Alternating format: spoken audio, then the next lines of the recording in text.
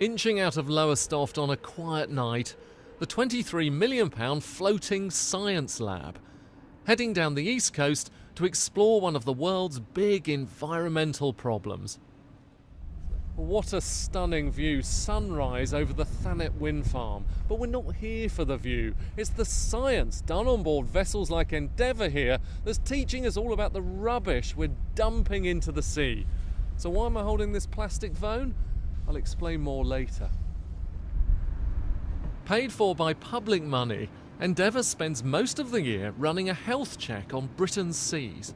So Sue, this is a really interesting and different camera, isn't it? What is it? So this is our sediment profile imaging camera, and it essentially takes us a photo of a slice into the seabed. So we'd be looking at, for example, differences in the colour spectrum down through the sediment slice, and that can tell us things like how far the oxygen's penetrating into the seabed. But we can also look for things like burrows that some of the animals have made. This cosy home probably belonged to a worm. Animals suggest a healthy seabed. Another camera also films wildlife nearly a mile down. What's it like working here, having this as your office, having that as your view? Well, have a look around, look at it. It changes every day. So one day we have Force 11 and we all have to tie our equipment down. The next day we have a flat calm sea, we see dolphins jump up, there's a call from the bridge that there's whales spotted or bluefin tuna, whatever it may be. Yeah, it doesn't get much better than this.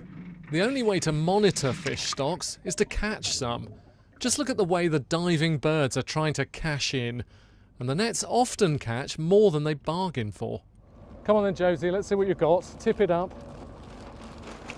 Now, we talked about the phone earlier, and here is why it's relevant. You found this on the ocean floor, didn't you? Yes, we did. How does a phone end up on the ocean floor? Well, that looks like it might have come off a ship, so it could be off a wreck or something that someone's thrown overboard, perhaps. And a plastic bag. I think they're interesting as well, aren't they? Because you're finding fewer plastic bags, is that right? Yeah, that's right. So it's really interesting for us because we've been recording the seafloor data for about 25 years now, so it's a really good set to show exactly what we've been collecting on these trawls.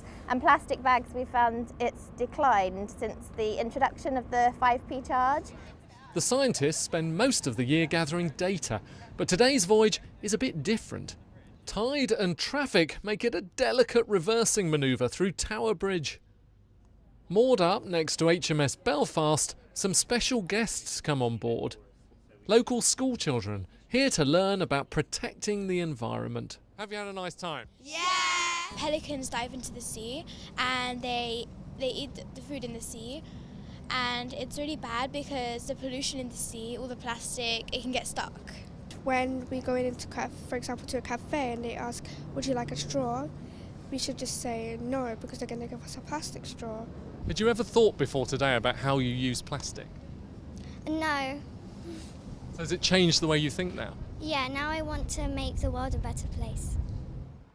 Richard Westcott, BBC News, on board science ship Endeavour.